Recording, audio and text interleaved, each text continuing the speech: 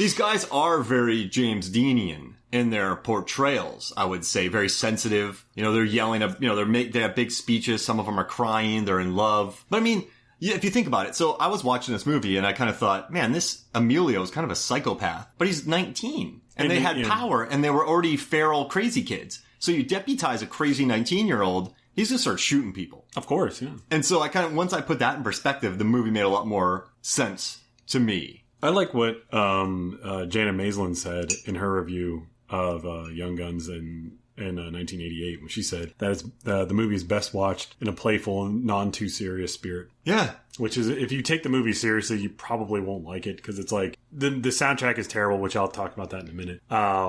There's a lot of like lines that don't really go together. There's random shootings everywhere. The shootout scene where Charlie Sheen dies, it's like, oh, come on. But I mean, it's like, he's in their shitter, and then the guy's he walked a straight line into him. But you can't take it seriously. So it's like, if you do take the film seriously, then I think that you won't like it. But if you kind of realize what's happening here, that this is a movie that was made with the Brat Pack, that the majority of the guys here were teenage heartthrobs, that they were just kind of like, we're going to make a Western, and that's it. It's kind of like if they put Shia LaBeouf and, Zac Efron, I don't know who's hot now, but anyways, those two guys, and put them in a Western. That sounds great. Well, they made, what was it, Lawless, I think? But that movie was actually pretty cool. He knocked out Tom Hardy. That was a pretty cool movie, though. Yeah. Shia LaBeouf is a good actor. He's in two movies right now, that the Peanut Butter... Yeah, I just saw the trailer for that. Was it Peanut Butter Elephant something? Yeah, Pancake? No, that's food. I'm hungry. The Peanut Butter Phoenix? That sounds about right. I just watched the trailer for it this morning, but it's that and American Honey's good. Boy. Oh, Honey Boy, yeah. Yeah, that looks really good. And have you seen American Honey? He's in that. There's a bunch of kids traveling the United States selling magazines. He's good. Squirrely, but good. He's really becoming a good actor. I guess what we got, so they battled Buckshot Bobby.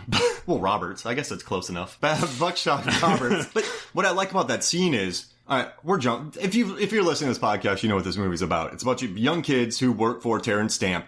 Terrence Stamp is a rival outfit next to Jack Palance's. Jack Palance has a lot more power. He kills Terrence Stamp. The young kids are deputized. They chase after Stamp to like break up this ring full of political corruption, but then they go too far. It's basically like a giant shooting spree at that point. Yeah, and so, but I do like that scene though, where Buckshot Roberts gets them, because they're kids.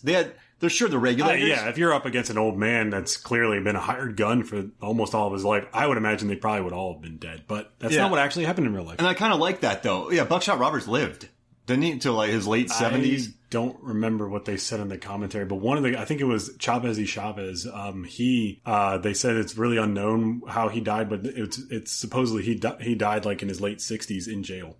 Chavez? Yeah. Hey. And it's rumored that he's the one who carved in pals into the epitaph. Oh, nice. Because he was the only one who had a knife. Hey. He was good. He was really good with those knives. Really good with a knife. Big boy! I like that scene whenever they're first kind of introducing the characters, and you see Emilio sitting there like with his gun with the pig, and then you just see these knives just whipping right past him, hitting right up against the board. And then, also you have to imagine that, this is the 80s when the visual effects were not really top of the line. So that's a real knife. Oh, wow. Whipping right past his head. Emilio almost got Emilio'd. But this movie, what I do also like about Young Guns is that the characters they get enough time to be their own people. Normally when you have these ensembles, someone gets lost in the shuffle, but Dirty Steve, Dermot Mulroney, you get him, right? Yeah, that was real chewing tobacco, by the way. Oh, gross. His face was like, it was like he regrets that. Half his face was like on the other side of the planet. It was just like... I bet he regrets that right now. He talks about that in the commentary, that they offered him Tootsie Rolls, but he was like, no, I want this shit to look real. And it's like, well, ugh. That was a lot of tobacco he chewed. And then what, Charlie I liked, Charlie Sheen, Chavez. I like Kiefer Sutherland's performance in this is pretty sensitive. He has a lot of scenes with, Yen's son, and he's just trying to woo her. He's a poet. Yeah, and he shows up with flowers, and he's very nice to her. But he screams at her. I think that he was trying to balance who he was at the time as an actor. That he was really trying to show his different range, in my opinion, because he just got done doing Lost Boys.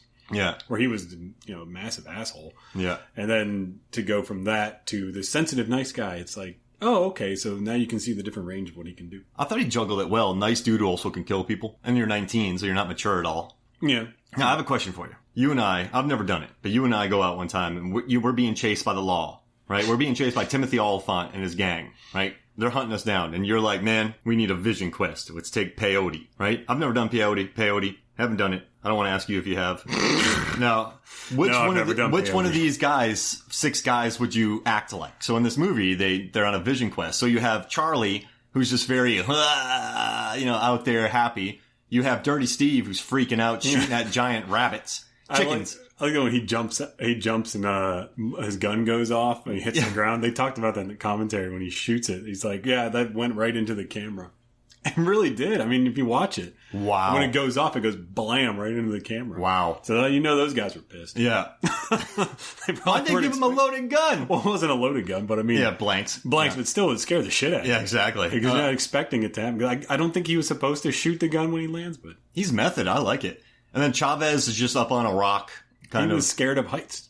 And he still is scared of heights. Wow. Lou Diamond Phillips, and they said that rock was actually 30 feet above the ground. So when he climbs up there, if you watch it, he's kind of wobbly because they were like, oh, it works because you're high. And he's like, I'm scared out of my mind. Yeah. Like, hey, that works. Down. Well, LDP did a good job. So he's embracing it, right? He's kind of looking for the vision. Yes. All right. Then we have Doc, he's basically talking about his love, right? He's in his head thinking deep thoughts that aren't deep thoughts.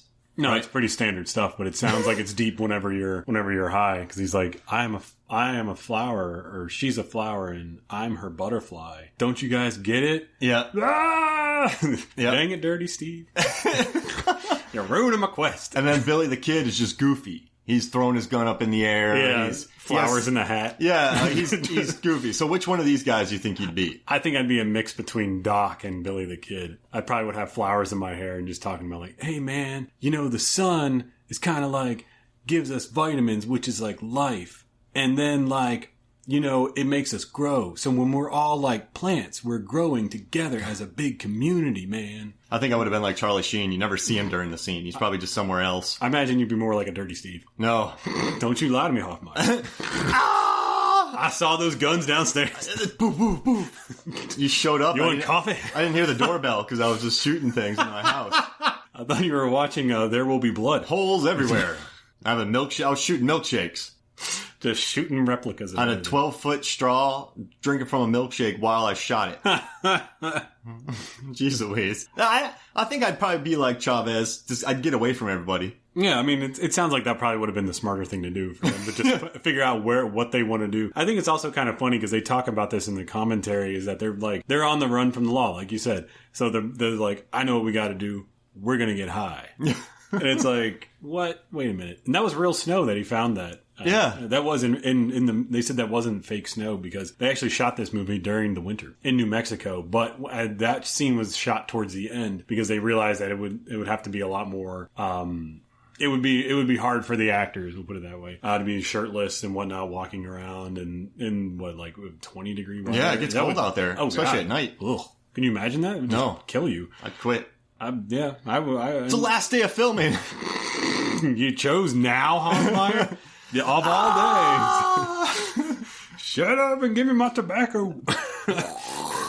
How big was that tobacco? I mean, you could fit, Major League Chew? I feel like he took the whole thing from Major League Chew and just shoved it in the side of his cheek. It looked like a chipmunk with two acorns. It looked like a fist. It was so big. I mean, half of his lip went further than Stallone's and over the top. It was so far down his neck. It was hanging out his mouth. It looked like a whole nother head. That wasn't a plug of tobacco. That was a whole plant. Yeah, it was like a Twinkie. It was so huge. And what about the scene where they're like taking a bath or whatever? Where is he spitting that tobacco? Yeah. And he does. He does that. Remember that? He's like, oh, hell. And you're like, what? You're sitting there bathing in it. My favorite line, though, at the end. So Dirty Steve and Chavez have a terrible relationship. Dirty Steve is terribly racist. Yeah, obviously. And he's just yelling at Chavez the entire time. But at the end, they're kind of figuring they're going to die. And I love how he looks at him and he goes, Dirty Steve looks at Chavez, goes, it's been a pleasure riding with you. Then Chavez goes, every night I stand above you with my knife at your throat. I'm glad I didn't kill you, Dirty Steve. Well, wait a minute. You did what?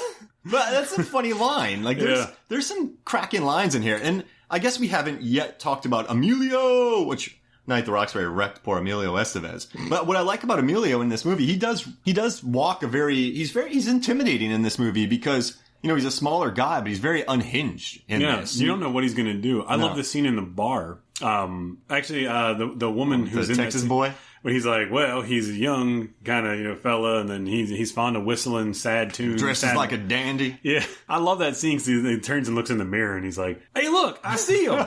And it's like, all right, boy, you better get out of here. And then he starts whistling, and then you're like, oh, shit. And he starts picking up what Emilio's putting down, and then he goes to shoot him. Whoop, he took the bullet. Yeah. Can I see that gun? Man, you're stroking a man's woman or something like that. Guy, remember Emilio takes his gun? Yeah. Let me see that real quick. That's a gun? You're going to shoot him with that? That guy was full of crap, though. Oh, like, yeah. I'm going to take you in front of all these ladies. I'm going to pull your pants down and smack your bare bottom. Yeah. Yeah. It's like he just wanted to look more intimidating because of the woman and everything. That was actually the director's wife. Really? Yeah. She was just hanging out talking crap, wasn't she? No, I don't think she said anything. Oh, I thought she said something. She may have said one or two lines, but you would think if that was your wife, you probably would have given her like 2 lines. Yeah. Top. Get her SAG. Sort of. Yeah, right? Like, isn't that kind of what this whole thing's about? Right? Yeah.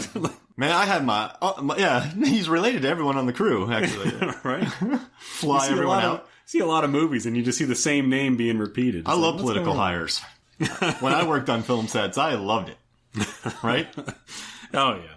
Hey, tell me about your favorite political hire. No, I'm joking. Hey, Chris, just let us know. This won't go anywhere. As soon as you hit the off button. Yeah. It's off. No, but I don't know. I guess, yeah, Emilio was good. And it makes me wonder where he kind of went. So he did Mighty Ducks, had a lot of success with that. I listened to an interview with him on Mark Maron not that long ago, and it was I think it was the early 2000s, late 90s. Emilio kind of just got tired of being an actor, so he decided to stick with production. He's still producing movies to this day, but he also fell in love with winemaking. Kind of like Francis Ford Coppola. Yeah. And Kurt Russell. Kurt Russell, is he big into winemaking? Kurt Russell wine is going to be served at the Atlanta Food and Wine Festival. Yeah. Is this I'm serious? Not going to it. You got a dead serious face on. That's I'm like, really? No. It's at Epcot. I'm sorry. The Food and Wine Festival at Epcot. Kurt Russell wine will be there. Get the hell out of here. And considering Walt Disney's last words were Kurt Russell, like they love him there. Kurt Russell wine. Kurt Russell, you ruined my career. Yeah. See, the last words were... Can I say you got some wine? So, Emilio wine, right? Emilio Cab, Emilio, what, Merlot? Merlotio? Merlotio. So, yeah, sorry, go ahead. He's really big into winemaking. That's primarily the reason why we don't really hear about him anymore. Pinot Emilio? I mean, you got to think about it, he's like 60 I think now, so he's just kind of like, yeah, you know, I'm ready to just kind of, you know, he's comfortable with where he's at. Got it. He directed that Bobby movie. He did. He directed Ward Home. He did another movie not that long ago. Mad Max Fury Road. Who knew he had so much range? That's what Kiefer Sutherland was trying to show us. 24. He did. Now, I also what do you think about, I've never seen Charlie in many movies before, but I liked his character a lot. And I liked when he beat up that guy with a massive mustache that was going after Terrence Stamp. He's like, I'm a pugilist. Then he knocks him out. Do you remember that fight? You're talking about like whenever at night, whenever that was Casey Seismic. Yeah. But Charlie. Yeah. I was thinking you were saying Charlie Sheen. I was like, you haven't seen that many Charlie Sheen movies? No, I'm talking about Richard. So I do like. There's a scene where Terrence Stamp goes, "Let's dance," and so you think they're going to go commit some violence, but they go to a dance. And then this guy tries to fight Terrence Stamp, and then this little bugger walks out, and he was throwing some straight punches. The dude with the mustache was haymakering. Yeah, he really did beat the crap out of him. The guys that were in that, and a lot of the extras, something I wanted to bring up were Hell's Angels in the local chapter there. Oof. That's a true story. I forget which guy it was, but Lou Diamond Phillips said that one of the guys that they became friends with was so out of shape that when he went to go sneeze, he broke a rib. And at the end scene in the shootout, and the shootout scene at the end of the movie, they hired the Hells Angels. Well, they didn't hire them. The Hells Angels said that they were going to be security for the area because massive crowds started showing up. Security, exactly. Air quotes. They're like the mafia. Yeah, and they said when they would say, you know, rolling, as we have all worked on film sets, the Hells Angels guys had whips. and instead of saying rolling or anything, they would crack their whips. True story. Jeez, they really did. It's like these people were terrified to come anywhere near that film set. You don't mess. They're real. Loved it, Yeah. but like, everybody else were like,